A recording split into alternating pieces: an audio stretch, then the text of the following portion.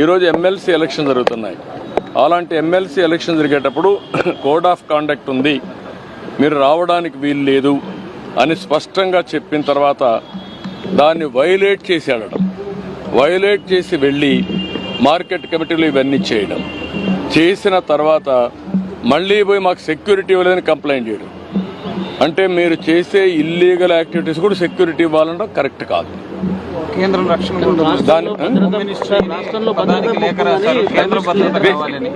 This is where నేను అనేదంటే ఎప్పుడు కూడా రాజకీయ పార్టీల్లో ఉండే నాయకులం ప్రజాస్వామ్యయుతంగా ప్రవర్తించాలి.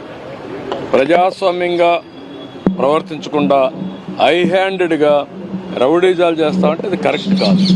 ఒకసారి నేను అడుగుతున్న, రాష్ట్రంలో ఉండే ప్రజలందరూ అర్థం చేసుకోవాల్సిన అవసరం ఉంది. ఎన్నికల కమిషన్ చెప్పింది, నేను చెప్పలా. ఎన్నికల కమిషన్ తెలుగుదేశం పార్టీ ఎన్డీఏ కాదు, స్వయం ప్రతిపత్తి కలిగిన వ్యవస్థ. అది అన్ని రాజకీయ పార్టీలను రెగ్యులేట్ చేసే వ్యవస్థ. వాళ్ళ మీద నమ్మకం ఉంటే మీరు పోకుండా అవాయిడ్ చేయాలి. మీరు వెళ్ళినప్పుడు అది ఇల్లీగల్ అవుతుంది.